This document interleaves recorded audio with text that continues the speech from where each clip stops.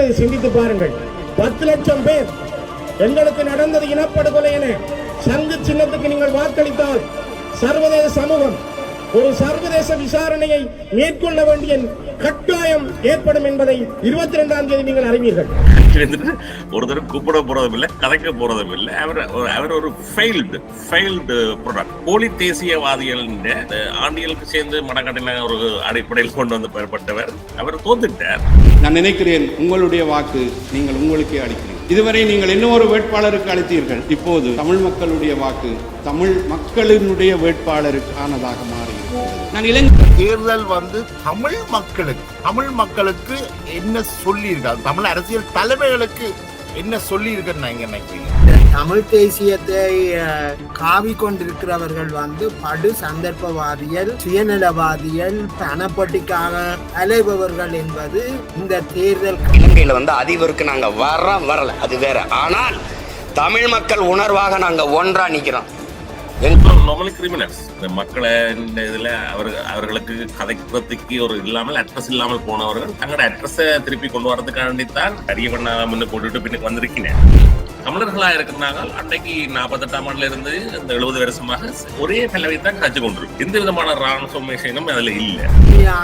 தமிழ் மக்களை நேசிக்கிற, தமிழ் தேசியத்தை நேசிக்கிறவியல் என்றால் வியாபார அரசியல்ல இருந்து அவையால் ஒதுங்கிடவும். தமிழ் மக்களும் சிங்கள மக்களும் வெவ்வேறு மொழியில பேசியிருக்கிறார்களோ என்று எண்ண தோன்றுகிறது. ஏனென்றால் வணக்க நேயர்களே, இன்று மற்றொரு கலந்துரையாடலில் இலங்கை ஜனாதிபதி தேர்தல் முடிவடைந்து தேர்தல் ஜனாதிபதி அறிவிப்பு உத்தியோகபூர்வமாக மேற்கொள்ளப்பட்ட பின்னர் இந்த தேர்தலில் என்ன நடந்தது என்பது பற்றி, குறிப்பாக தமிழ் வடக்கு கிழக்கு மாகாணங்களில் பொது வேட்பாளர்கள் மற்றும் தமிழ் தேசியம் தொடர்பான ஒரு உரையாடலாக இது நிகழ இருக்கின்றது. இந்த உரையாடலில் எம்மோடு இணைந்து கொள்பவர்கள் உங்களுக்கு மிகவும் அறிமுகமான ஆய்வாளர் பி. சிவலிங்கம் அவர்கள், மற்றொரு ஆய்வாளர் கலைஞர் மாவடி ஸ்ரீ என்று அறியப்பட்ட AR ஸ்ரீதரன். உங்கள் இருவருக்கும் வணக்கம். ஸ்ரீதரன் அவர்களுக்கும் உங்களுக்கும் எனது வணக்கம். இந்த ஜனாதிபதி தேர்தலில் தமிழ் மக்களும் சிங்கள மக்களும் வெவ்வேறு மொழியில பேசி இருக்கிறார்களோ என்று எண்ண தோன்றுகிறது. ஏனென்றால் சிங்கள மக்கள், தென்பகுதி மக்கள் பெரும்பாலும் ஊழலுக்கு எதிராக தங்களுடைய வாக்குகளை பெருமளவில் அனுரகுமார திசாநாயக்கு வழங்கி இருக்கிறார்கள். பாரம்பரிய கட்சிக்கு எதிராக, பாரம்பரிய கட்சிகள் இரண்டுக்கும் எதிராக வழங்கி இருக்கிறார்கள். ஆனால் தமிழ் மக்கள் மாறாக பொது வேட்பாளருக்கு வழங்கவில்லை. ஆனால் ரணில் விக்ரமசிங்கவுக்கும் சஜித் பிரேமதாச அவர்களுக்கும் தங்களுடைய வாக்குகளை வழங்கி இருக்கிறார்கள். சிவலிங்கம், நீங்கள் இந்த வாக்களிப்பு என்னென்று பார்க்கிறீர்கள்? இந்த மொழியை, இது ஒரு முக்கியமான கேள்வி. ஏனென்றா இந்த தேர்தல் முடிவுகள் எங்களுக்கு என்ன செய்தியை தருகிறது என்றதுதான் இதுல முக்கியமான அம்சம். அதுல என்னுடைய பார்வையில தமிழ் மக்கள் மிகவும் நிதானமாக சிந்தித்துத்தான் வாக்களிச்சிருக்கணும் என்றது தெளிவாக தெரியுது. அதே நேரத்தில் இந்த தமிழ் தேசியவாதம் என்று சொல்லப்படுகின்ற இந்த சந்தர்ப்பவாத அரசியலை கணிசமான பிரிவினர் நிராகரிச்சிருக்கிறார்கள் என்றதும் தெளிவாக தெரியுது. நான் அதை இந்த தேர்தல் முடிவுகள் அவர்களுடைய அரசியலின் மீதான ஒரு நம்பிக்கையில்லா தீர்மானம் என்று நாங்கள் அதை சொல்ல முடியும். இதுல நீங்கள் கேட்டது போல 2 பேரும் ஒவ்வொரு மொழியில பேசியிருக்கணுமா அல்லது ஒரு மொழியில பேசியிருக்கணுமா என்று பார்க்கும் பொழுது இந்த 2 பிரிவினரும், அதாவது சிங்கள மக்களும் தமிழ் மக்களும் ஒரே மாதிரியான சிந்தனை ஓட்டத்தில்தான் இருந்திருக்கணும் என்றது தெளிவாக தெரியுது. அதாவது தமிழரசு கட்சி எடுத்த முடிவோடுதான் பெரும்பான்மை தமிழ் மக்கள் போயிருக்கணும். அதே நேரத்தில் சிங்கள மக்கள் மத்தியிலையும் ஊழல், அதிகார துஷ்பிரயோகம், குடும்ப ஆதிக்கம், நாட்டின் பொருளாதாரத்தை சீரழிச்சது, இதுக்கு எதிரான ஒரு சக்திகளாக 2 முக்கிய பிரதான தேசிய மக்கள் சக்தியையும் ஐக்கிய மக்கள் சக்தியையும் மக்கள் அடையாளம் காட்டி தேசிய மக்கள் சக்திக்கு அந்த அதிகாரத்தை கைப்பற்ற வாய்ப்பை கொடுத்திருக்கணும். எனவே தமிழ் மக்களும் அதில பங்குதாரியா இருந்திருக்கணும் என்ற காரணத்தினால, அதாவது முக்கியமான அரசியல் சக்திகளோட தங்களை அடையாளம் காட்டி இந்த தமிழ் பிற்போக்கு தேசியவாதத்துக்கு எதிரான ஒரு தங்களுடைய நிலைப்பாட்டையும் தெளிவுபடுத்தி இருக்கணும் என்றதான் என்னுடைய அபிப்பிராயம். ஸ்ரீதரன், நீங்கள் இந்த தேர்தல் முடிவுகளை, தமிழ் மக்கள் மத்தியில இந்த தேர்தல் முடிவுகளை நீங்கள் எப்படி பாக்குறீங்க? கிட்டத்தட்ட நான் அந்த அண்ணா சொல்லிங்க அண்ணாண்ட கருத்தியலோட நான் உடன்படுகிறேன். கிட்டத்தட்ட தென்பகுதி மக்கள் ஒரு நிலப்பாட்டோட எங்களோட வடக்கு கிழக்கு மக்களும் ஒரு முடிவு எடுத்திருக்கீங்க. நீங்க நுணுக்கமா பாத்தீங்கன்னு சொன்னால் இந்த போலி தேசிய அரசியலை, போலி தமிழ் தேசிய அரசியலை மக்கள் முற்றாக நிராகரிச்சிருக்கிறார்கள். இதை நாங்கள் விளங்கிக் கொள்ள வேணும். மற்றது தமிழரசு கட்சியிலிருந்து கொடுக்கப்பட்ட ஒரு ஆணையை அவர்கள் கொடுத்திருக்கிறார். யாழ்ப்பாண மாவட்டத்தில் இன்னைக்கு சஜித் பிரேமதாசா முன்னணியில் இருந்திருக்கிறார் என்று சொன்னால் தமிழரசு கட்சியின் கோரிக்கையை அவர்கள் ஏற்றுக்கொண்டிருக்கிறார்கள். 2-3 கூட்டங்களில் வச்ச கதையில வச்சு அவர்கள் ஏற்றுக்கொண்டிருக்கிறார்கள் என்பது ஒரு ஆரோக்கியமான விஷயமா தான் இருக்குது. மக்கள் தெளிவா தான் இருக்கிறார்கள். மக்கள் சில இதுகள்ல சஜித்துக்கும் போட்டிருக்கிறார்கள், ரணிலுக்கும் போட்டிருக்கிறார்கள், போட்டிருக்கிறார்கள். அவர்கள் பெரிய குழப்பம் இல்லை.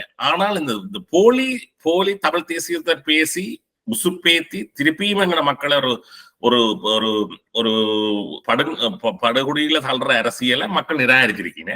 அது இன்னைக்கு அறிந்த ஓட்டுல இருந்து அது எப்படிதான் இருக்கு. இப்ப இந்த போக்க நாங்கள் ஒரு சர்வதேச ரீதியோட இதுல ஒப்பிட்டு பார்க்கக்குள்ள அமெரிக்காவிலையும் சரி ஐரோப்பாவிலையும் சரி இந்த ஸ்டேட்டஸ் கோவுக்கு எதிராக அந்த சிஸ்டத்துக்கு எதிராக மக்கள் திரண்டு வாக்களிக்கிற ஒரு போக்கொண்டு இருக்குது. ஆனால் துரதிருஷ்டவசமாக இந்த ஐரோப்பிய நாடுகள்லயோ அமெரிக்காவிலயோ அது ஒரு தீவிர வலதுசாரி தன்மையை தான் வெளிப்படுத்தி நிற்குது. ஆனால் மாறாக இலங்கையில இது ஒரு இடதுசாரி சிந்தனை சார்பாக மக்கள் அந்த ஸ்டேட்டஸ் கோவுக்கு எதிராக அல்லது அங்க ஏற்கனவே இருந்த சிஸ்டத்துக்கு எதிராக வாக்களித்திருக்கிறார்கள் என்றதை நீங்கள் எப்படி பாக்குறீங்க விஸ்வலிங்கம்? ஒன்று, நீங்கள் ஒரு நீண்டகால ஒரு இடதுசாரி சிந்தனையுடைய அரசு ஒன்று அமைய இருக்குது. மற்றது பிரித்தானியா போன்ற நாடுகள்ல கூட நீண்ட காலமாக இருகட்சி ஆட்சி முறை தான் இருக்கு. இலங்கையில முதல் பெண் பிரதமரை கொண்டு வந்த இலங்கை இப்ப 2 கட்சி ஆட்சி முறையையும் இன்றைக்கு உடைத்திருக்கு. இதை எப்படி பாக்குறீங்க? இது முக்கியமான கேள்வி. இது வரலாற்றோடு தான் பார்க்கணும். இதுல என்னன்னா, நாங்கள் சோல்வெறி அரசியல் திட்டம் மேற்குலக நாடுகளின் லிபரல் ஜனநாயக ஆட்சி கட்டுமானத்தை தான் சோல்வி அரசியல் சட்டம் தந்தது. அது பெரும்பான்மை சிறுபான்மைன்றதை விட லிபரல் ஜனநாயகத்தில முக்கியமானது பெரும்பான்மை ஆட்சியும் அதே நேரத்திலே சிறுபான்மைக்கான பாதுகாப்பு. இது 2 தான் இந்த லிபரல் ஜனநாயகத்தின் முக்கியமான அம்சங்கள். ஆனால் 1972ஆம் ஆண்டு முதலாவது அரசியல் யாப்பின் மூலம் இந்த சிங்கள பெரும்பான்மைக்கு சாதகமாக அந்த லிபரல் ஜனநாயக அரசு மாற்றப்பட்டுட்டது. ஏற்கனவே இருந்த அந்த சமநிலை குழம்பி போச்சு. அப்ப இன்றைக்கு அது பெரும்பான்மையினருடைய ஆட்சி கட்டுமானமாக மாற்றமடைய 78ஆம் ஆண்டு வந்த நிறைவேற்று அதிகாரம் உள்ள ஜனாதிபதி ஆட்சி முறை அது இன்னும் பெரும்பான்மைக்கு சார்பாகவும் சிறுபான்மையினங்களுக்கு எதிராகவும் மாறிட்டு. எனவே இந்த நிலைமையில இருந்து நாங்கள் பார்த்தோம் என்றால் இலங்கையில ஜனநாயக ஆட்சி முறை என்றது மிகவும் மோசமான நிலைக்கு தள்ளப்பட்டிருக்கு. நீங்கள் சொல்ற மாதிரி ஒரு பொறிமுறை மாற்றத்தை அதை எப்படி கண்டுபிடிச்சிருக்கின்றால் இவையல்ல பெரும்பான்மை தேசியவாதத்துக்குள்ள கொண்டு போய் அது ஒரு அதிகார குவிப்பாகவும் ஒரு குழுவாத அரசியலாகவும் மாற்றி நாட்டின் பொருளாதாரத்தை வங்குரோத்து நிலைமைக்கு கொண்டு போனது மட்டுமல்ல, ஒரு குழுவினர் ஆதிக்கத்தை கைப்பற்றி செல்வத்தையும் குவிக்கிற ஒரு நிலைமைக்கு கொண்டு போனது மக்கள் நேரடியாக பார்த்திருக்கிறோம். மக்கள் வயிற்றிலே அடிக்காதவரையும் அவைகள் மௌனமா இருந்து பேரினவாதத்து குழந்தையா இருந்திருக்கிறோம். ஆனால் 2022ஆம் ஆண்டு தான் நாடு வங்குரோத்து நிலைமைக்கு போனது மட்டுமல்ல, அதிகார குவிப்பும் 20வது திருத்தத்தின் மூலம் கூட வந்திருக்கு. எனவேதான் மக்கள் தாங்களே 69 லட்சம் பேர் வாக்களித்து தெரிவு செய்யப்பட்ட ஜனாதிபதியை 2 ஆண்டுகளுக்குள்ள 5 ஆண்டு நடத்த வேண்டிய ஆட்சியை 2 ஆண்டுகளுக்கிடையிலேயே துரத்தி இருக்கிறோம். இது ஆட்சி முறை மாற்றத்துக்கான ஒரு ஆரம்ப அடையாளமாகத்தான் காணப்பட்டது. ஆனா இன்றைய தேர்தல் அந்த ஆட்சி முறை மாற்றத்துக்கான அடையாளம் அல்ல, அது ஒரு நிரந்தர போக்காகவே மாறி இருக்கு. ஸ்ரீதரன், இந்த தேர்தல் தமிழ் மக்களுக்கு என்ன சொல்லி இருக்காது, தமிழ் அரசியல் தலைமைகளுக்கு என்ன சொல்லி இருக்குன்னு நீங்க நினைக்கிறீங்க? என்பிபி என்றது இந்த ஜேபியின் ஒரு இதுல இருந்து ஒரு கூட்டு கட்சி உண்டு. அவர்கள் பெரிய ஒரு கிளர்ச்சியில ஈடுபட்டவர்கள், பெரிய இடதுசாரி கொள்கையில இருந்தவர்கள், பேருந்து ஒரு ஜனநாயக நீரோட்டத்தில் இருந்தவர்கள், இந்த இலங்கையின் தேர்தல்களில் பங்கு பெற்றி ஒரு 3 வித வாக்குகள் எடுத்தவர்கள் இன்றைக்கு ஒரு பெரும்பான்மையான ஒரு வாக்குகள் எடுத்து இன்றைக்கு ஒரு ஆட்சியை கைப்பற்றுற அளவுக்கு அவர்கள் கிராஜுவலி ஒரு டிரான்ஸ்ஃபார்மேஷன்ல வந்திருக்கிறார்கள், ஒரு மாற்றத்தை கொண்டு வந்திருக்கிறார்கள். இன்றைக்கு சொன்னால் நாங்கள் இப்ப அனுராண்ட கொள்கையில பாத்தீங்கன்னு சொன்னா அதுல இடதுசாரியும் பெருசா இல்ல, வலதுசாரியும் பெருசா இல்ல. அது ஒரு நியூட்ரலான ஒரு இதுல ரியாலிட்டி மக்களுக்கு என்ன தேவையோ அதை கொண்டு வரக்கூடிய ஒரு கொள்கையோட இன்னைக்கு வந்திருக்கிற தமிழர்களா இருக்கிறனாங்க. அன்றைக்கு 48ஆம் ஆண்டுல இருந்து இந்த 70 வருஷமாக ஒரே பல்லவை தான் கட்சி கொண்டிருக்கு. எந்த விதமான டிரான்ஸ்ஃபர்மேஷனும் அதுல இல்ல. அதுல நாங்கள் ஆயுத போராட்டம் எடுத்தாலும் போராட்டத்துல இருந்தாலும் எங்கட கோட்பாடுகள் இதுல இல்ல. ஏன் அது அதுல ஃபெயிலியரா இருக்குது, ஏன் எங்களால் அதை அச்சீவ் பண்ண முடியாம இருக்குது, அதுக்கு என்ன ஆல்டர்னேட்டிவாக நாங்கள் என்ன செய்யலாம்ன்றதை பற்றி கூட ஒரு சிந்தனைகள் கூட எங்களோட தமிழ் அரசியல் பரப்பில இல்ல. ஆனால் இன்றைக்கு இந்த எலெக்ஷன் ஒரு மக்களுக்கு ஒரு மக்கள் தெளிவாக இருக்கிறார்கள். இந்த போலி தேசியம், இந்த தேசியம், சுயநிர்ணயம், இந்த என்ன புலிசிசம் இதுல கதைச்சு கொண்டிருக்கிற ஆட்களுக்கு எல்லாரும் ஒரு சாட்டை அடி போட்டு இருக்கிறாங்க தமிழ் மக்கள். தாங்கள் ஒரு சுதந்திரமாக நிம்மதியா வாழ வேணும் என்றதை தமிழ் மக்கள் இந்த வாக்குண்டை காட்டி இருக்கிறது. அது அரியநேந்திரன் என்ற படத்தோழில் இருந்து வடிவா எங்களுக்கு தெரியுது. நாங்கள் என்னன்னு சொன்னால், நாங்கள் கடந்து வந்த பாதை இதுல இருந்து நாங்கள் கற்றுக்கொண்டு அதுல நாங்கள் அதை ஒரு ரெக்டிஃபை பண்ணி அதை சீர்தூக்கி நாங்கள் ஒரு புதிய ஒரு கோட்பாடுகள்ல நாங்கள் பயணிக்கணும் இந்த கருத்தில இருக்கு. ஸ்ரீதரன் சொல்ற அந்த விஷயம் இப்ப பெரும்பாலானவர்கள் அல்லது ஒரு வேஷனலாக திங்க் பண்றவர்கள் சொல்றார்கள், இது தமிழ் தேசியத்துக்கு விழுந்த பெரியாடி, சும்மா கிடந்த சங்கை ஊதிக்கெடுத்தாச்சு என்றெல்லாம் நாங்கள் விமர்சனங்களை வைக்கிறோம். ஆனால் இந்த போலி தேசியத்தை முன்வைத்தவர்கள் இன்றைக்கும் தாங்கள் தோற்று போனதை ஏற்றுக்கொள்ள முடியாமல் அல்லது ஒரு சுப்பீரியாரிட்டி கம்ப்ளெக்ஸோட இன்னும் இருக்கிறார்கள். அவர்கள் எங்களுடைய விமர்சனங்களை கையாளுகின்ற பொழுது சிவலிங்கம் தமிழர் அல்ல, ஸ்ரீதரன் தமிழர் அல்ல, இவர்கள் கைக்கூலிகள் போன்ற விமர்சனங்களோடு தான் இவர்கள் இதை அணுகுகிறார்கள். இதை நீங்கள் எப்படி பாக்குறீங்க தோழர்? சொல்லுங்க. இது ஒரு வங்குரோத்து அரசியலின் வெளிப்பாடு தவிர வேறு ஒன்றும் இல்லை. ஏனென்றா தங்களுடைய சரக்கு இல்லை என்றால் அதுக்கு எதிராக கருத்து சொல்றவரை பற்றின தனிப்பட்ட விமர்சனங்களை தான் அவர்கள் முன்வைப்பார்கள். ஆனா இதுல நீங்கள் முன்வைக்கிறது போல இந்த தமிழ் தேசியத்தை காவி கொண்டிருக்கிறவர்கள் படு சந்தர்ப்பவாதிகள், சுயநலவாதிகள், பணப்பட்டிக்காக அலைபவர்கள் என்பது இந்த தேர்தல் காலத்திலேயும் தேர்தல் முடிவுகளும் தெளிவாக நிராகரிச்சிருக்கு. தமிழ் மக்கள் இந்த தேர்தல்ல இந்த சந்தர்ப்பவாதிகள் சொன்ன அரசியலை தமிழ் மக்கள் முற்றாக நிராகரிச்சிருக்கு. ஆனபடினால தமிழ் மக்கள் இனி எதிர்காலத்தில் என்ன செய்யணும் என்றால், எதிர்காலத்துக்கான பொருத்தமான அரசியல் வழிமுறையை தேர்ந்தெடுக்க வேணும். அதுக்கு ஒரே வழி ஒரு புதிய அரசியல் தலைமையுண்ட அரசியல் கொள்கை உண்ட தோற்றுவிக்கிறது தான். அதுக்கான வாய்ப்புகளை இந்த தேர்தல் தந்திருக்கின்றதான் நான் நினைக்கிறேன். குறிப்பாக தமிழக கட்சி வழிகாட்டிய வழியில தமிழ் மக்கள் பயணிக்க தொடங்கி இருக்கிறோம். தமிழக கட்சி ஐக்கிய இலங்கைக்குள்ள பிரிக்க முடியாத ஐக்கிய இலங்கைக்குள்ள அதிகார பரவலாக்கல், அதிகார பகிர்வு அடிப்படையில தீர்வுகளை எட்ட வேணும் என்ற அந்த முடிவோட வழிகாட்டுறபடியால் தமிழ் மக்கள் அந்த வழிகாட்டுதல்ல பயணிக்கலாம் என்றதுக்கு ஒரு அடையாளமா தான் இந்த தேர்தல் முடிவு இருக்கு. ஆனால் அவர்கள் இந்த தேர்தலில் நின்றவர்கள், குறிப்பாக பிரேமச்சந்திரன் ஆகட்டும், விக்னேஸ்வரன் ஆகட்டும், பொன் ஐங்கரநேசன் ஆகட்டும், இதனை வகுத்து கொடுத்த பேராசிரியர் கணேசலிங்கம் ஆகட்டும், இவர்களுக்கு ஆதரவளித்த ஸ்ரீதரன் ஆகட்டும், இவர்கள் இது ஒரு தமிழ் தேசியத்தின் வெளிப்பாடு. இவர்களை நிராகரித்தால் அல்லது இவர்களுக்கு எதிராக வைக்கின்ற விமர்சனங்கள் தமிழ் தேசியத்துக்கு எதிரான விமர்சனங்கள், நீங்கள் தமிழ் இனத்தை புறந்தள்ளி அல்லது நீங்கள் தமிழ் இனத்தை சாராதவர்கள் என்ற அடிப்படையில தான் இந்த குற்றச்சாட்டுகள் வைக்கப்படுது. ஆனால் இவர்கள் இந்த குற்றச்சாட்டை வைப்பவர்கள் பாலியல் குற்றத்தில இருந்து, பேராசிரியர் கணேசலிங்கத்தின் பாலியல் குற்றங்கள்ல இருந்து இன்றைக்கு பார் லைசன்ஸ் வரைக்கும் இவர்கள் பல்வேறு மோசடிகளையும் ஈடுபட்டிருக்கிறார்கள். இவர்கள் தொடர்ந்தும் எப்படி தாங்களே நம்புகின்றார்களா? ஒரு வகை உளவியல் பாதிப்பா இவர்களுக்கு? ஸ்ரீதரன். இல்ல, என்னென்னால் இதுல நான் முன்னுக்கு ஒரு பேட்டில நான் நினைக்கிறேன் என்னன்னு சொன்னால், இந்த பொது வேட்பாளர் கோட்பாட்டில் இருந்த ஒரு நியாயத்தன்மை ஒன்று இருந்தது, அந்த கான்செப்ட் ஒன்று இருந்தது. அந்த அரசியல் களவாடிகளை கூட்டிக் கொண்டு வந்து சேர்த்ததுதான் அதன் பலவீனம் நான் சொன்னேன் உங்களுக்கு. அதே மாதிரி இன்னைக்கு நீங்க சொல்ற ஆக்கள் எல்லாருமே ஒரு war criminals, basically war criminals and also normally criminals. இந்த மக்களை இதுல அவர்களுக்கு கதைக்கிறதுக்கு ஒரு இல்லாமல் அட்ரஸ் இல்லாமல் போனவர்கள் தங்களோட அட்ரஸை திருப்பி கொண்டு வரதுக்காண்டித்தான் அரியவண்ணா முன்னு போட்டுட்டு பின்னுக்கு வந்தவன் அதை மக்கள் வடிவா அடையாளம் கண்டு நிராகரிக்கிறேன். இப்படியானவர்களை தொடர்ந்து நிராகரிக்க வேணும். தொடர்ந்து நிராகரிக்கணும். இந்த தமிழ் அரசியல் பரப்பில் இருந்து, தமிழ் மக்களுடைய அரசியல் பரப்பில் இருந்து இவர்கள் முற்றுமுழுதாக நிராகரிக்கப்பட வேண்டும். இதுல மக்கள் விளங்கிக் கொள்ள வேண்டும். மக்கள் ஒரு தீர்மானம் எடுத்துட்டாரு, மக்கள் நிராகரித்து விட்டாரு. இவர்கள் நினைக்கிறார்கள் சுமந்திரனை ஒரு துரோகியா காட்டுறதால தாங்கள் ஏதோ பெரிய நல்லவர்கள் என்று காட்டுகிறீர்கள் என்று யோசிக்கிறார்கள். இது ஒரு அற்புதமான ஒரு அரசியல். நீங்கள் இதை பற்றி நீங்கள் என்னென்று பாக்குறீங்க?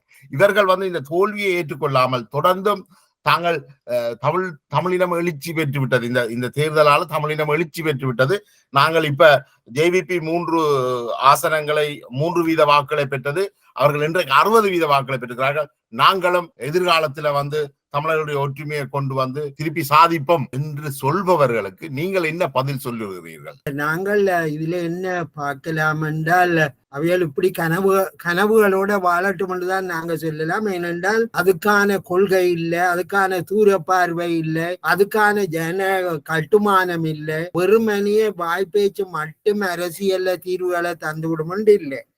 ஆனபடியா இன்றைக்கு இந்த தேர்தல் முடிவுகள் என்ன சொல்லி இருக்குன்னா, ஐக்கிய இலங்கைக்குள்ள ஒரு தீர்வை நோக்கித்தான் மக்கள் வாக்களிச்சிருக்கு. ஐக்கிய இலங்கைக்குள்ள ஒரு தீர்வை தரக்கூடிய கட்சிகளைத்தான் அவையால் அடையாளம் காட்டி இருக்கு. அதே நேரத்துல தமிழ் மக்களுக்கு இருக்கிற ஒரு அரசியல் கட்சி அவ்வாறான ஒரு அரசியல் பாதையைத்தான் வழிகாட்டி இருக்கு. பெரும்பான்மை தமிழ் மக்கள் அந்த அரசியல் கட்சியின் வழிகாட்டுதலின் பின்னணியில்தான் போய்கொண்டிருக்கிறேன். ஆனபடியா இந்த பிற்போக்கு அரசியல்வாதிகள் மக்கள் தெளிவாகவே இனங்கண்டு நிராகரிச்சிருக்கணும். ஆனபடியா எதிர்வரும் காலங்கள்ல இவியல் தேர்தல் அரசியல்ல குதிச்சால், இந்த தேர்தல் அரசியலுக்கு எதிரான இந்த சந்தர்ப்பவாதிகளுக்கு எதிராக நல்ல மனிதர்களை, நல்ல ஜனவாதிகளை மற்ற அரசியல் கட்சி நிறுத்தும் என்றுதான் நான் நினைக்கிறேன். இப்ப தமிழ் தேசியம் என்று நாங்கள் பொதுவாக கதைக்கும் பொழுது இந்த போலிகள், ஏமாற்றுக்காரர்கள் அல்லது இந்த கிரிமினல்ஸ் தமிழ் தேசியம் ஒன்று முன்வைக்கணும். இந்த தமிழ் தேசியம் போலி தமிழ் தேசியம் என்று ஒரு தரப்பால சொல்லப்படுது. அப்படி 2 விஷயம் இருக்கா? இந்த தமிழ் தேசியம் பேசுகிறவர்கள் ஏமாளிகள், அல்லது இவர்கள் செய்வது நாங்க போலி தமிழ் தேசியம் என்று சொல்றதா, அல்லது தமிழ் தேசியத்துக்கு ஆதரவு கொடுக்கக்கூடிய ஒரு கனவான்களான ஒரு அமைப்பு ஒன்று இருக்கா?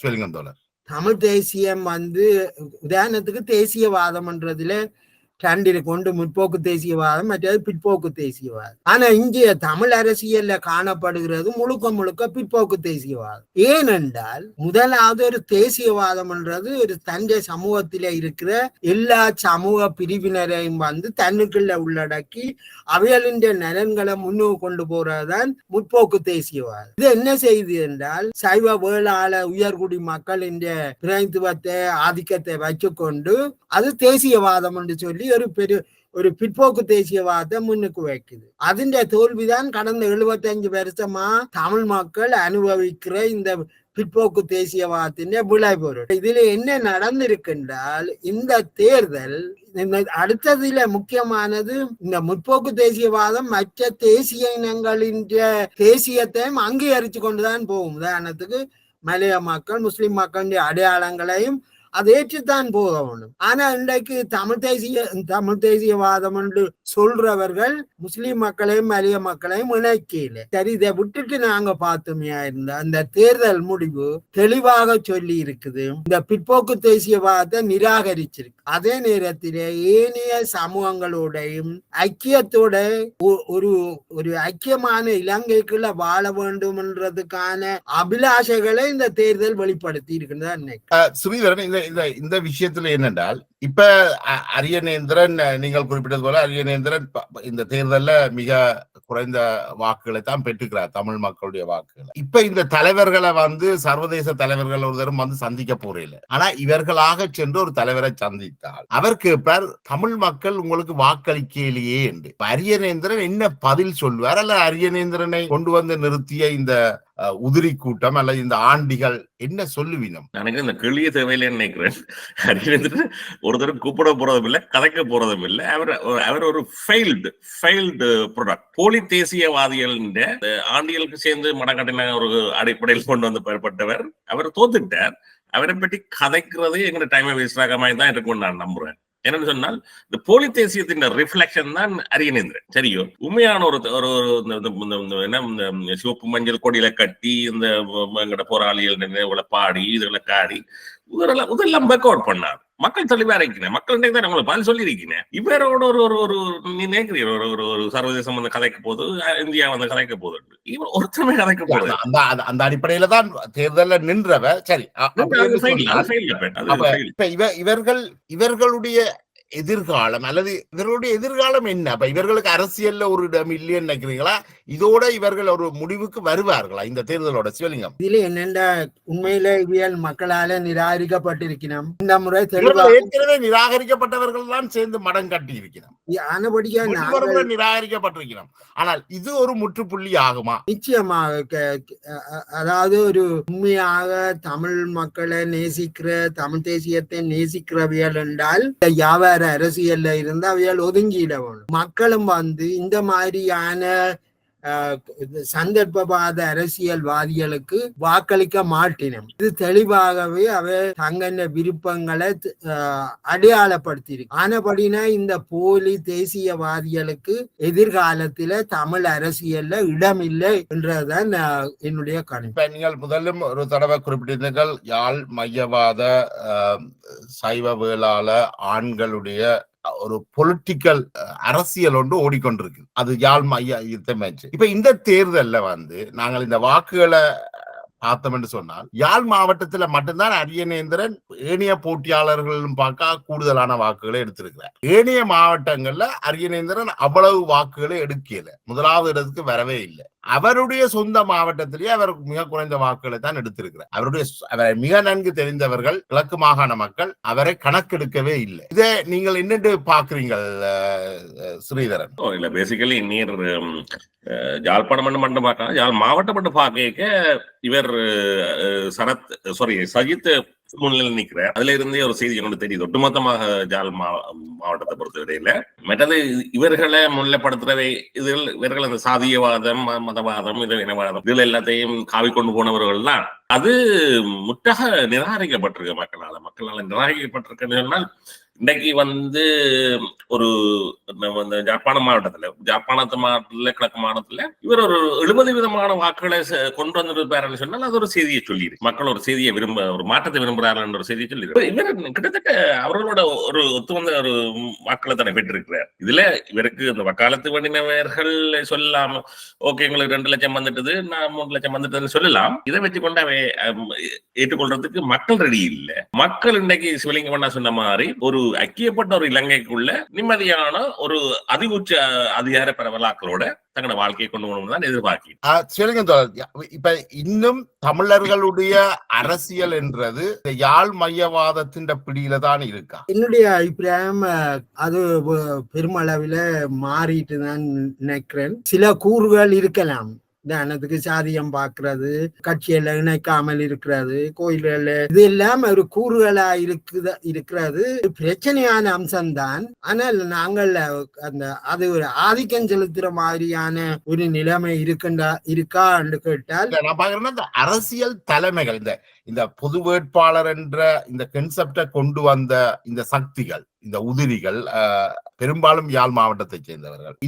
இந்த கன்செப்டுக்கு இந்த கொள்கைக்கு முற்று முழுதாக ஆதரவு வழங்கின ஊடகங்கள் யாழ் மாவட்டத்தை சேர்ந்தவர். இவர்களுக்கான நிதியை வாரி வழங்கினவர்கள் பெரும்பாலும் யாழ் மாவட்டத்தில் இருந்து வெளியேறிய புலம்பெயர்ந்த தமிழர்கள். இது எல்லாத்தையும் பார்க்கின்ற பொழுது யாழ் மையவாதம் என்றது இன்றைக்கும் ஒரு ஆக்ரோஷமான சக்தியாக இருக்கு. என்ன, நிராகரிக்கப்பட்டவர்களை அவர்கள் திருப்பி கொண்டு வரார்கள். இது என்னென்று விளங்கிக் கொள்றது? இதை நாங்கள் அனுபவிக்க வேண்டியதான். ஏனென்றா ஜனநாயகம் அதுக்கான இடைவெளியை கொடுத்திருக்கு. ஆனா இங்க எங்களுடைய அதாவது ஒரு விவேகம் உள்ள, உதாரணத்துக்கு இந்த பிற்போக்கு அரசியல் தலைமையில தலையெடுக்க விட்டு தமிழ் மக்களுடைய எதிர்காலத்தை தீர்மானிக்கிறவர்களாக அவர்களை வச்சு கொண்டு தமிழ் மக்களுடைய எதிர்காலம் சிறப்பாக அமையும் என்று யாராவது தீர்மானிச்சு வாக்களிச்சால் அவையால் அதுக்கான விளைவையும் ஏற்றுக்கொள்ளத்தானே வேணும். இந்த யாழ் மையவாதத்தோட சேர்ந்து நின்ற அந்த பிரிவினைவாதம், அதாவது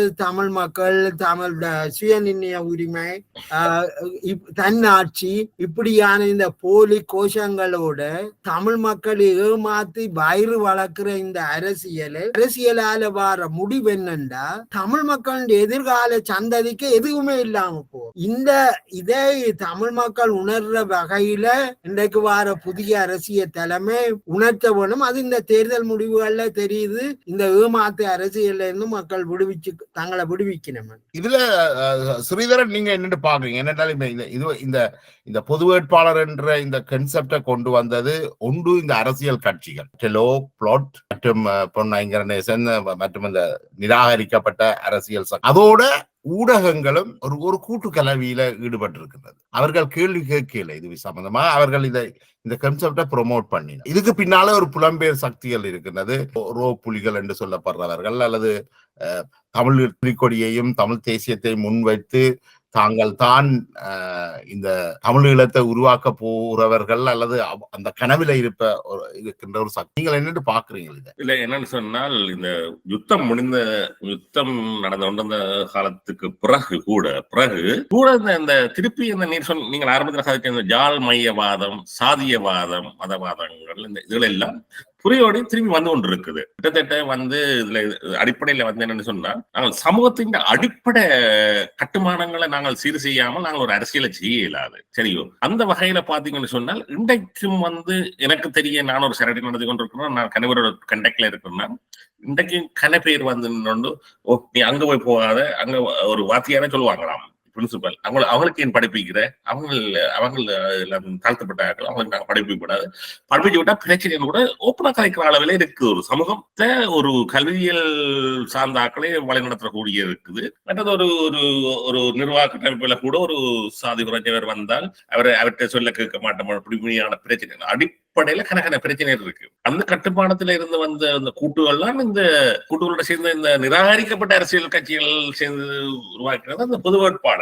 அதுக்கும் இதுக்கு நேரடியான தொடர்பு இல்லைன்னு சொன்னாலும், நிராகரிக்கப்பட்டவர்கள், மக்களால் நிராகரிக்கப்பட்டவர்கள் இன்றைக்கு ஒரு அரசியல் வழியில இல்லைன்னு சொல்லியிருக்க, அவர்கள் சேர்ந்து ஒரு சிந்தனையை கொண்டு வந்தவர்கள், அந்த சிந்தனைக்குரிய ஆபத்துகள் இருக்குன்னு சொல்லியிருக்க, முக்கியமான ஒரு அரசியல் கட்சியா இருந்த தமிழரசு கட்சியோட கதைக்கையில, குறிப்பிடப்பட்ட கதைக்க வேண்டிய ஆக்களோட கதைக்கையில தாங்கள் சேர்ந்து ஒரு 10 எழுத்தாளர்களும் இந்த நிராகரிக்கப்பட்ட இந்த போலி ஆயுததாரி அரசியல்வாதிகளும் சேர்ந்து, இந்த மண்டையங்குழில் இருந்தவை, இதுல இருந்தவை எல்லாம் சேர்ந்து ஒரு தமிழ் வேட்பாளரை போட்டு நிறுத்தி இருந்தவை. அது ஒரு விமர்சனத்துக்கும் அது ஒரு ஏற்றுக்கொள்ள முடியாத ஒரு கொள்கைன்னு சொல்லி பல பிரச்சாரங்கள் இருந்தாலும், மக்கள் ஒரு சில ஆர்வத்துல கொஞ்சம் பேர் ஓட் பண்ணிருக்கீங்கன்னா, அது ஒட்டுமொத்தமாக பார்க்க போனா நிராகரிப்பு. அவருக்கு ஒரு தோல்வி அடைஞ்சிருக்கிறார். அது தமிழ் சமூகத்துக்குரிய தலைமுடிய வேண்டிய ஒரு விஷயமாக வந்துட்டு இன்றைக்கு. அதை இவர்கள் நியாயப்படுத்த வழிக்கிடுவார்கள். 2 லட்சம் ஓட்டு எடுத்துட்டோம், 3 லட்சம் ஓட்டு எடுத்துட்டோம் என்று சொல்லி. இது அதுல பிரச்சனை. அவர் மொத்த தமிழ் மக்களின் வாக்களித்த இப்ப என்னென்றால், இந்த புலம்பெயர் தமிழர்கள், அதாவது அந்த புலம்பெயர் தமிழர்களையும் குறிப்பாக இந்த புலி தேசியத்தை வைத்திருப்பவர்களோ அல்லது இந்த புலிக்கொடி தமிழீழம் கோரிக்கையை வச்சு கொண்டு தான் இந்த கன்செப்டுகள் கொண்டு வரப்படுது, இந்த கொள்கைகள் கொண்டு வரப்படுது. இது புலம்பெயர் தமிழர்கள் மத்தியில மிக ஆதிக்கம் செலுத்துது. இந்த கன்செப்ட், இந்த புலம்பெயர் தமிழ் மக்களுடைய தமிழர்கள் சிலருடைய ஆதிக்கம் தாயகத்திலேயும் தாக்கத்தை ஏற்படுத்துது. இப்ப இந்த தேர்தல் இந்த புலம்பெயர் சக்திகளுக்கு அல்ல இந்த புலித்தேசியம் பேசுபவர்கள், போலி புலித்தேசியம் பேசுபவர்களுக்கு என்ன சொல்லி இருக்குது தோழர் சிவலிங்கம்? இது ஒரு முக்கியமான கேள்வி. ஏனென்றா போலி தேசியம் பேசியவர்கள் அங்கே ஒரு வாக்கு வங்கி இருக்குன்றுதான் அவை யோசிக்கணும். அந்த வாக்கு வங்கியை வச்சு கொண்டுதான் தங்களுடைய அரசியலை நடத்தலாம் என்று அவை யோசிச்சிருக்கணும். அதனால தான் இந்த பொது வேட்பாளர் என்ற பேரில ஒரு தர முன்னுக்கு வச்சு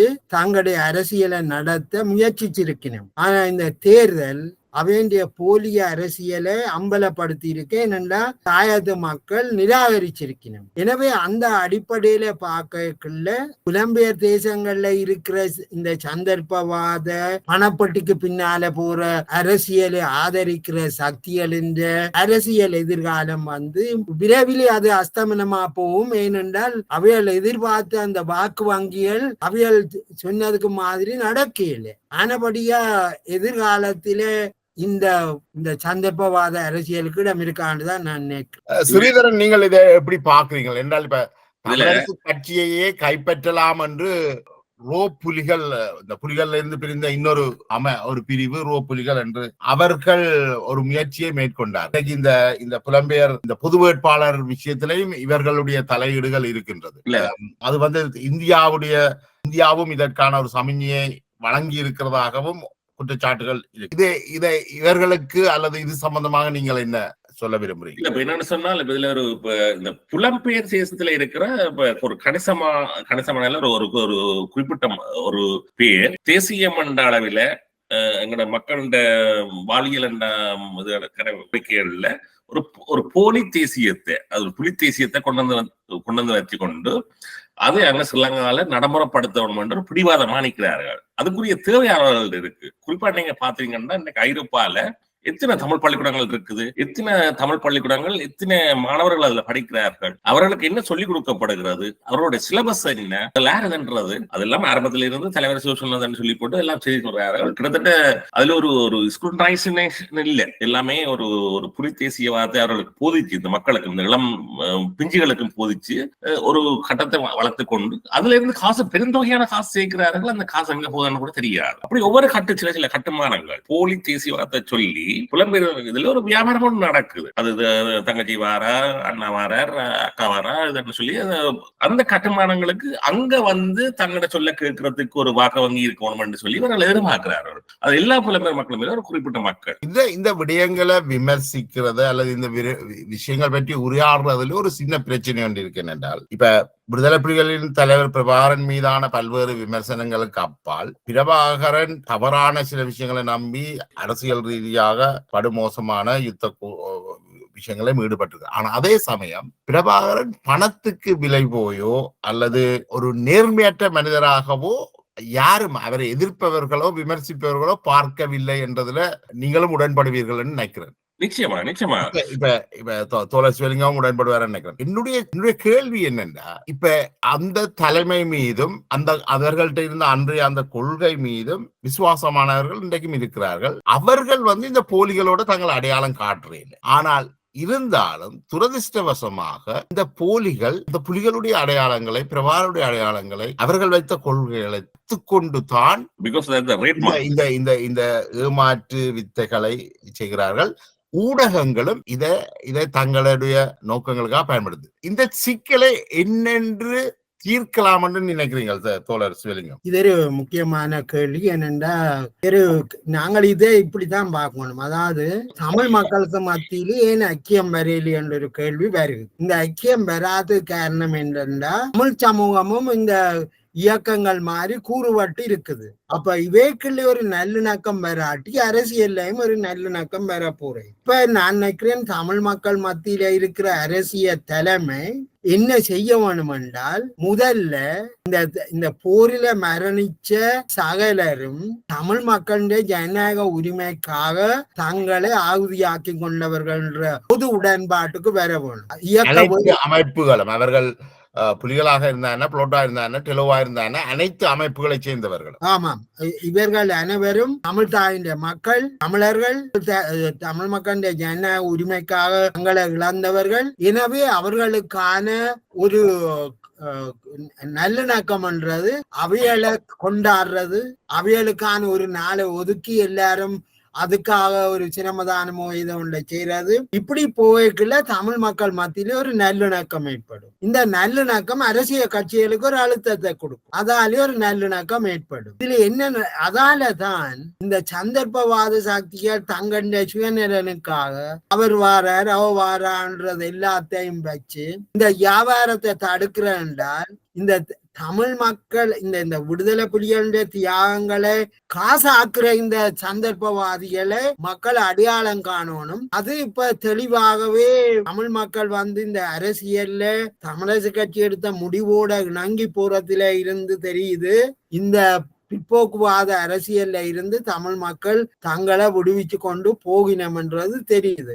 உண்மையிலேயே புலிகளை நேசிக்கின்ற பலரும் இவர்களை அம்பலப்படுத்த வாரையில வராததுக்கு காரணம், அப்படி அமல்படுத்த வந்தால் அவர்கள் முதல் வைக்கிற வாதம், நீங்கள் புலிகளுக்கு எதிரானவர்கள், தமிழர்களுக்கு எதிரானவர்கள், இனப்பற்றவர்கள், சிங்களர்கள். இது என்னென்று இந்த குற்றச்சாட்டுகளுக்கு பயந்து கொண்டு பலர் மௌனமாக இருக்கணும். ஆனா இது தெளிவா தெரியுது. இப்ப பணப்பட்டிக்கு பின்னால கன பேர் போயிருக்கணும். இந்த தமிழ் தேசியவாதத்தை முன்வைக்கிறவர்கள் பணப்பட்டிக்கு முன்னாலேயும் பார் லைசன்ஸுக்கும் கார் பெர்மிட்டுக்கும் எல்லாம் போயிருக்கணும். இப்ப ரணில் விக்ரமசிங்க தமிழ் மக்களுக்கு தெளிவாக அடையாளம் காட்டி இருக்கிறார். சார்ல்ஸ் நிர்மலநாதன் விட்ட போயிருக்கிறார். சார்ல்ஸ் நிர்மலநாதன் தமிழ் பொது வேட்பாளரை ஆதரிக்கிற ஒரு ஜனாதிபதி தேர்தல் நடக்கிற காலத்தில ரணில் விக்ரமசிங்க அங்க போறார். இவர் சொல்றார் ரணில் விக்ரமசிங்க நல்ல மனிதர்.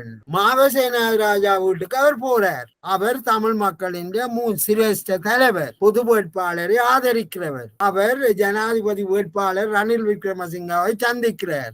இதுல ஒரு சிரேஷ்ட அரசியல் தலைவர் எப்படி மக்களை ஏமாத்தி இருக்கிறார்ன்றதை நீங்க பார்க்கலாம். எனவே தமிழ் தேசியம் தமிழ் மக்களால புறக்கணிக்கப்பட்டதுன்றதான் நாங்கள் புரிஞ்சு கொள்ள வேண்டும்.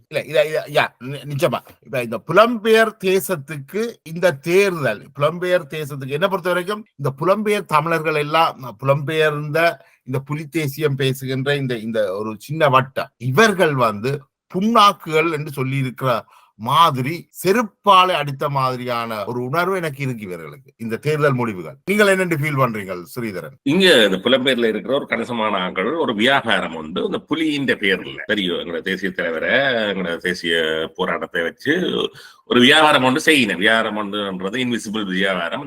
இந்த ஒரு இக்னோரன்ஸ்ல இருக்கிற மக்களை தங்களோட இதுக்குள்ள கொண்டு வந்து அதுக்குள்ள ஒரு வியாபாரத்துக்கு அவர்களுக்கு ஒரு ஸ்ரீலங்கால தங்களுக்கு சார்பான ஒரு அரசியலை கட்டமைக்கணும் பண்ணி யோசிக்கிறேன். அதுக்குத்தான் இந்த ஸ்ரீதரன் அண்ணா அந்த மற்ற அந்த காசு பண்ற அந்த லைசன்ஸ் பண்ற ஆக்களையும் யூஸ் பண்ணின அதை தேசிய மன்னதிலையும் தமிழ் தேசிய மன்னதிலையும் எங்களோட மண்மீட்பு தமிழ் மண்ண அளவுல கூட கொண்டு போய்கினேன். அது இந்த கிரந்தங்களை எங்களோட மக்கள் இன்னைக்கு ஓரளவுக்கு விளங்கி கொண்டிருக்கிறார்கள். இல்ல, கிட்டத்தட்ட என்ன அநியாயம் செய்து போட்டும் நீங்கள் நினைவேந்தல் விளக்க ஏற்றினால் எல்லா குற்றங்களும் மன்னிக்கப்படும் என்ற ஒரு நிலைமை ஏற்படுத்தப்பட்டிருக்கு ஓரளவுக்கு. இந்த தமிழ் தேசிய கட்சிகளுக்கு இப்ப தமிழ் தேசிய முன்னணி, தமிழ் தேசியத்தை முதன்மைப்படுத்தி வச்சிருந்தது தமிழ் தேசிய மக்கள் முன்னணி. அந்த கட்சி தேர்தலை பகிஷ்கரிக்க சொன்னது. அப்ப பகிஷ்கரிக்க சொன்னா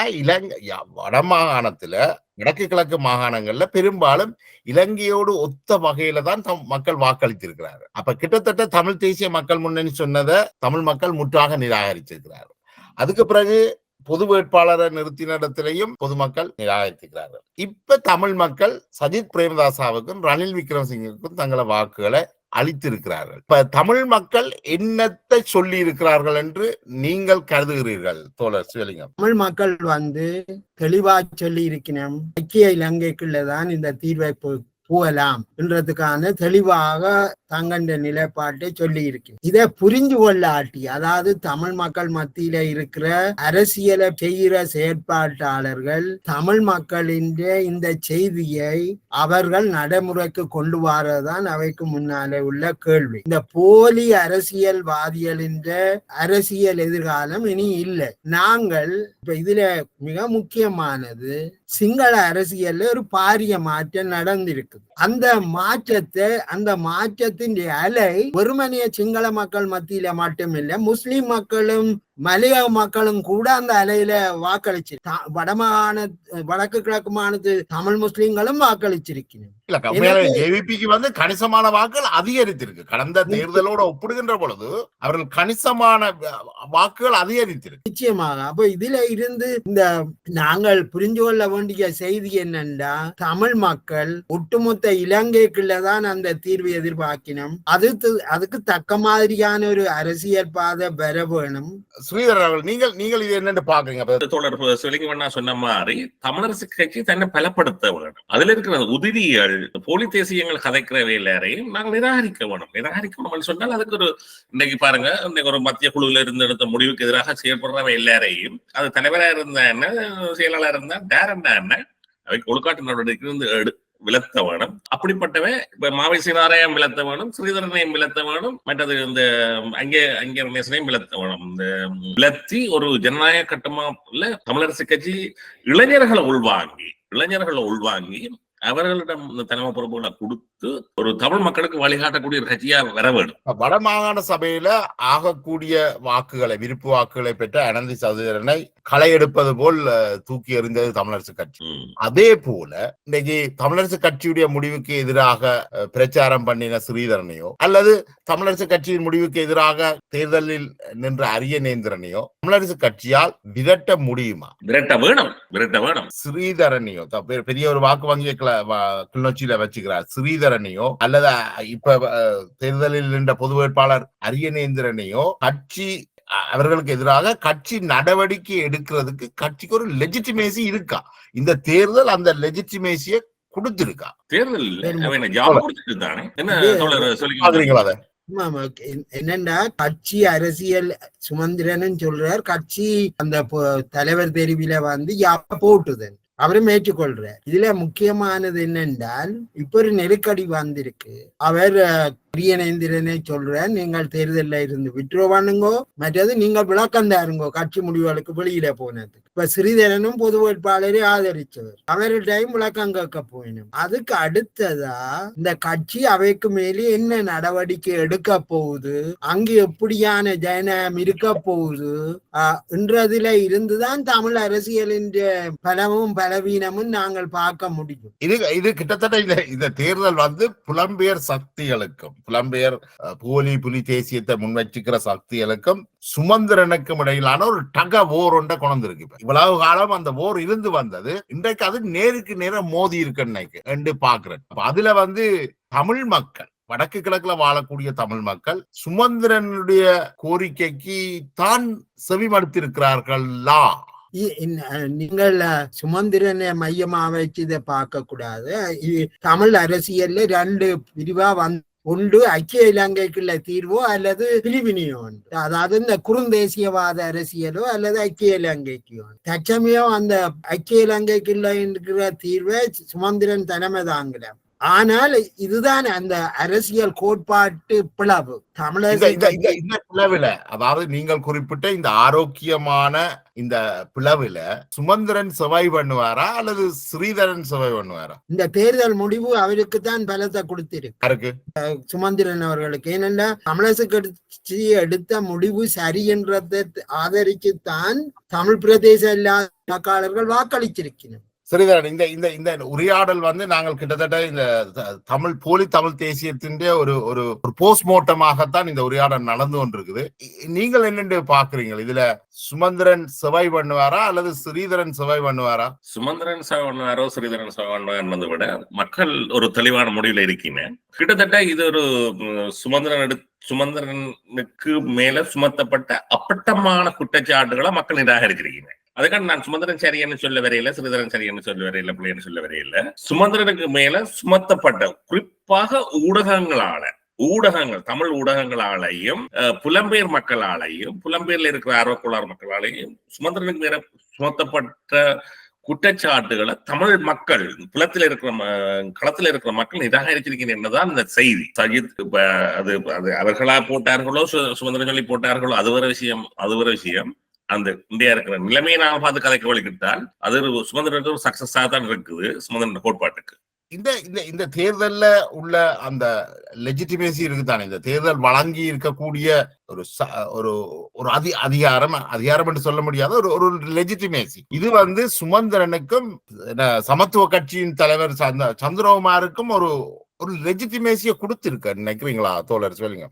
அது அப்படி இன்டர்பிரேட் பண்ண கஷ்டமா இருக்கும். ஆனா இவ ரெண்டு பேரும் நாட்டில் என்ன நிலைமையோ அதுக்கு தக்க மாதிரி தங்க கட்சியையும் அந்த முடிவுக்குள்ள அவை கொண்டு போயிருக்கணும், ஒரு விவேகமான முடிவுக்குள்ளே அதை கொண்டு போயிருக்கணும் என்றுதான் சொல்லலாம். அது எதிர்காலத்திலே அவைகளுக்குள்ள ஒரு இணக்கத்தை கொண்டாடுறதுக்கான அதிகளவு வாய்ப்புகள் இருக்கு, அதுக்கான அடையாளங்களும் தெரியுது. நீண்டகால நட்பு கொண்டு இருக்க அவைக்குள்ள இவர்கள் ஒரு ஒரு முன்னணியாக இணைகிறதுக்கான வாய்ப்புகள் தென்படுகிறதா தோழர் சிவலிங்கம்?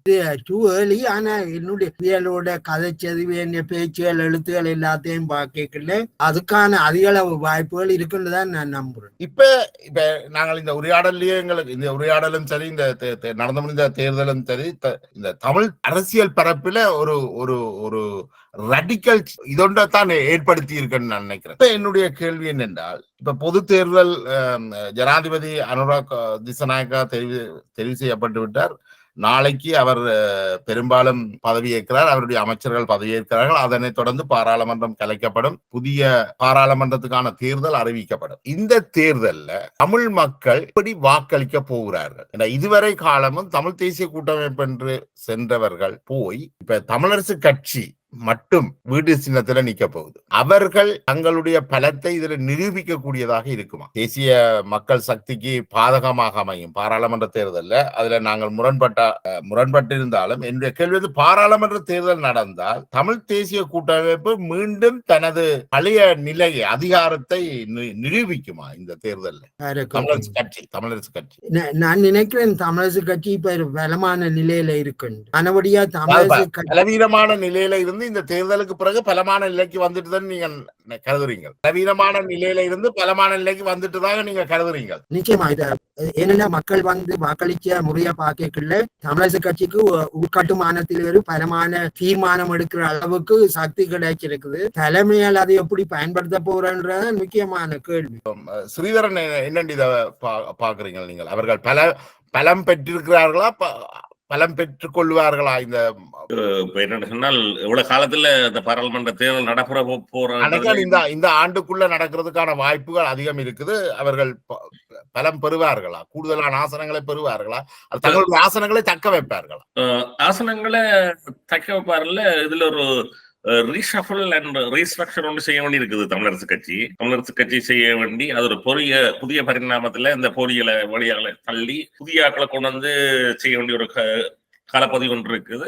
இந்த இதுல என்ன சொன்னால் இன்னைக்கு வந்து இந்த ரணிலுக்கு விழுந்த தோல்வி வந்து கிட்டத்தட்ட டக்ளஸுக்கும் ஐக்கியனுக்கும் ஒரு தோல்வி மாதிரி தான் நாங்க பார்க்க வேணும். அப்படியான இடத்துல ஏதோ ஒரு விதத்துல தமிழர்களுடைய ஒரு உன்னதமான விஷயங்களை கதைச்சு யாராவது இருந்தால், அதுவும் தமிழரசு கட்சியின் லேபிள்ல இருந்தால் அது அவர்களுக்கு இந்த அடுத்த வாக்குரிமையில சாத்தியமான ஒரு ஷார்ட் பீரியடான ஒரு டைமா தான் இருக்குது. என்னன்னு சொன்னால் இதுல இவ வந்து முதல் தங்களோட கட்சியை ஸ்ட்ரக்சர் பண்ண வேணும், அதுக்குள்ள புதிய முகங்களை கொண்டு வேணும், புதிய நியமனங்களை கொடுக்க வேணும். அது என்னென்றால் அவர்களுக்கு தவிர்க்க முடியாமல் போகும். அதை நீங்கள் சொல்ற அடுத்த கேள்விக்கான பதில தான் தெரிய வரும். இது வாழ வரைக்கும் 2004 உருவாக்கப்பட்ட தமிழ் தேசிய கூட்டமைப்பு டெலோ பிளாட் ஆகிய அமைப்புகளை உள்வாங்கி இருந்தது. இன்றைக்கு அவர்கள் 2 பேரும் வெளியில போய் தனி கூட்டணி அமைத்திருக்கிறார்கள். இப்ப வருகின்ற பாராளுமன்ற தேர்தல் இந்த ஆண்டுக்குள் நடைபெற்றால் இவர்கள் மீண்டும் தமிழரசு கட்சி மீண்டும் இந்த டெலோ பிளாட் அமைப்புகளை உள்வாங்குமா?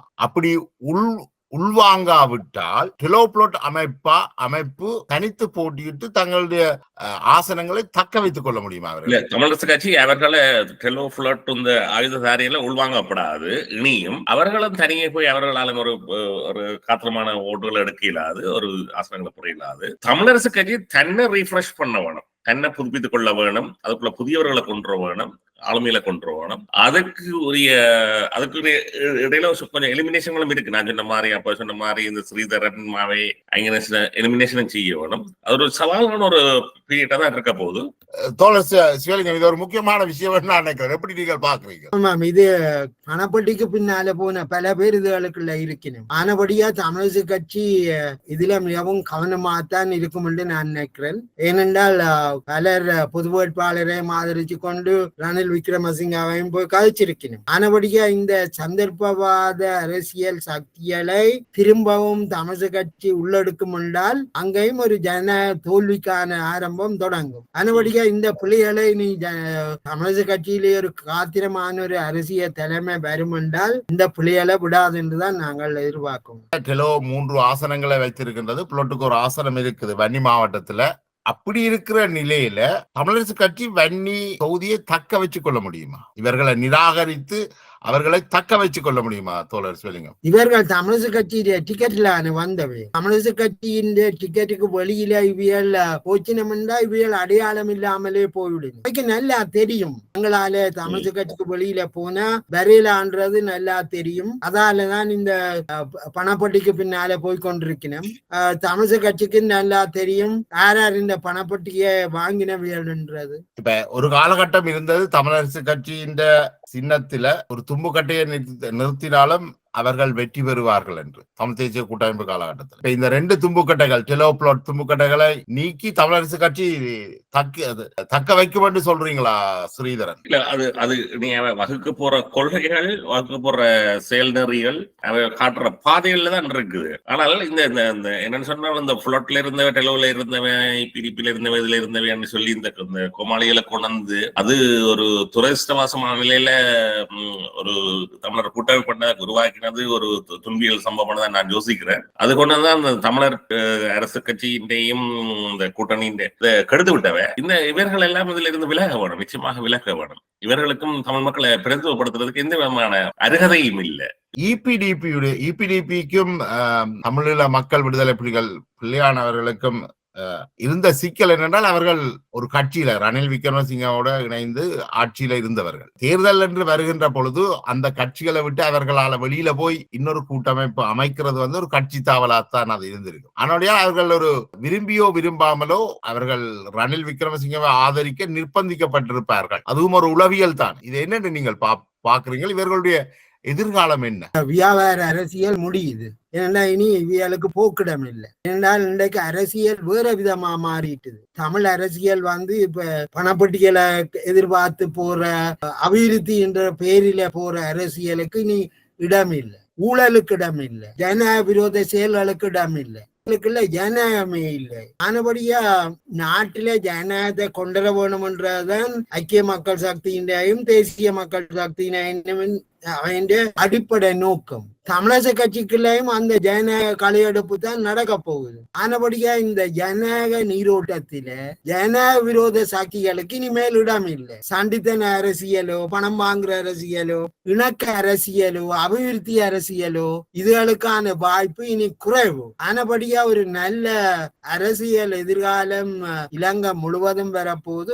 தமிழ் மக்கள் மத்தியில அது இன்னும் விரைவாக நடக்க போற மாதிரி தான் தேர்தல் முடிவு சொல்லுது. இப்ப இந்த அபிவிருத்தி அரசியல் முற்றாக முடிஞ்சிட்டு நினைக்கிறீங்களா? ஏன்னா டக்ளஸ் தேவானந்தனுடைய வாக்கு வங்கி என்றது ஒரு அபிவிருத்தி அரசியல் வாக்கு வங்கி.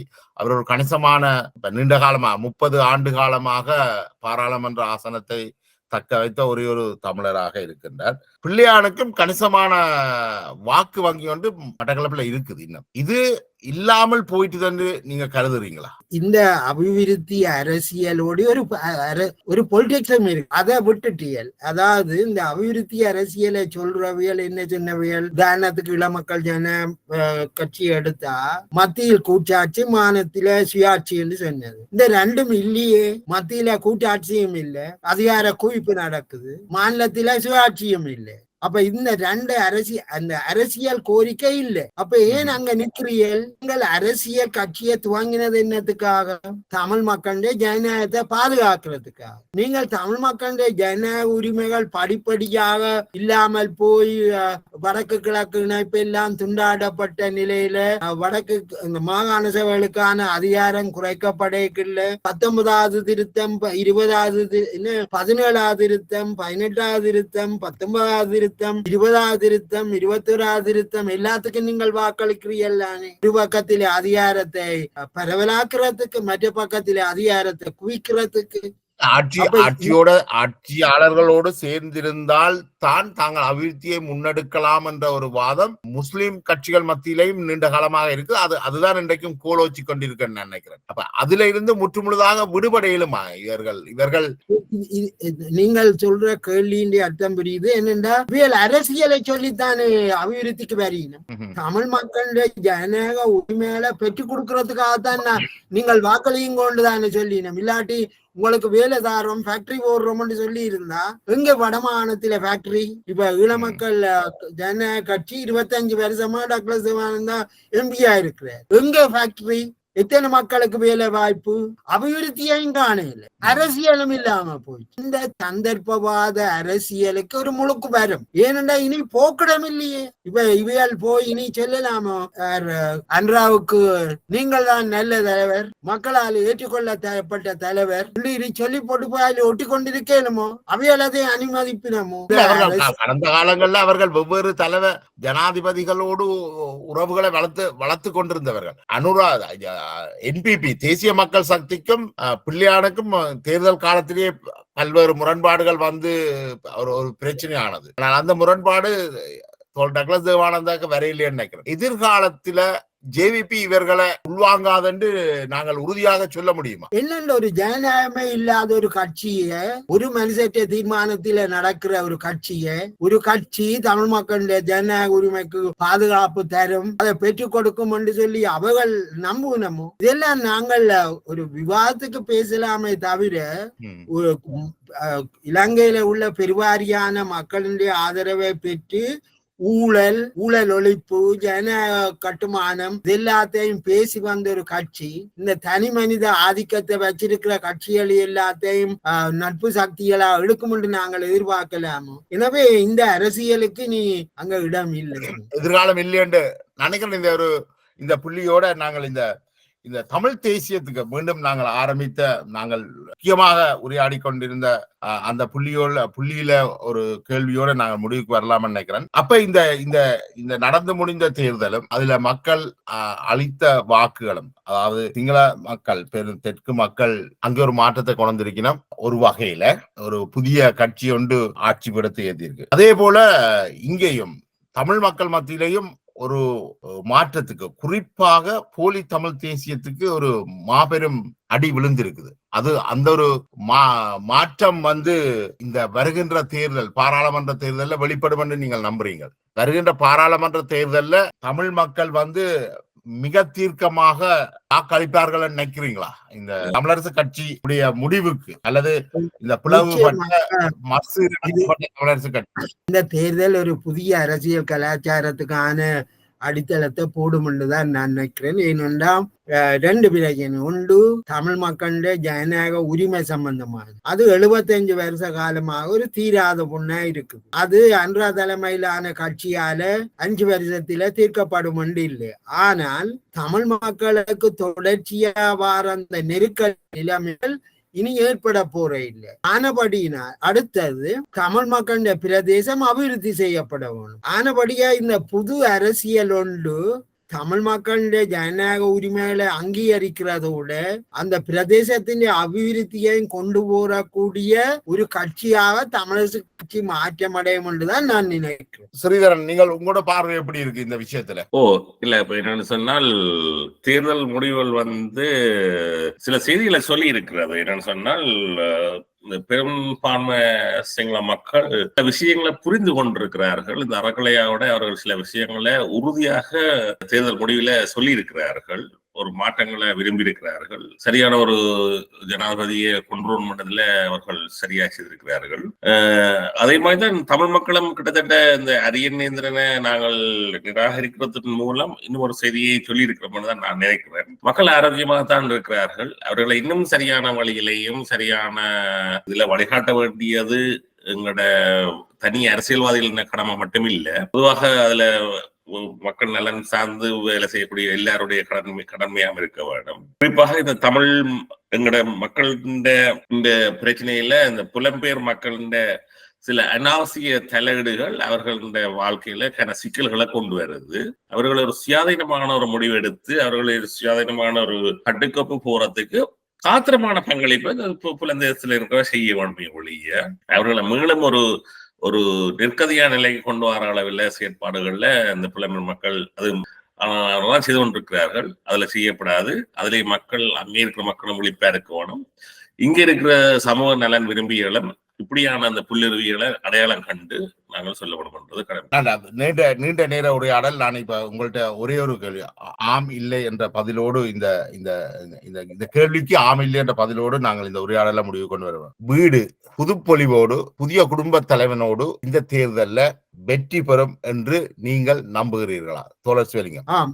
ஸ்ரீதரன், நிச்சயமாக ஆம். உரையாடலை நாங்கள் நிறைவு கொண்டு வருவோம். இந்த நீண்ட நேரம் ஒரு மாலை ஞாயிற்றுக்கிழமை உங்கள் குடும்பங்களோடு செலவழிக்க வேண்டிய நேரத்தை இந்த உரையாடலுக்காக ஒதுக்கியமைக்கு நன்றி தோழர் சிவலிங்கம். நன்றி ஸ்ரீதரன் அவர்களே. நன்றி ஏபாலன், நன்றி தேசமேன், நன்றி சிவலிங்கம் அண்ணா. உங்களோட அறிவுக்கும் உங்களோட அனுபவத்துக்கும் நாங்கள் தலை சாத்து மிக்க நன்றி. நன்றி.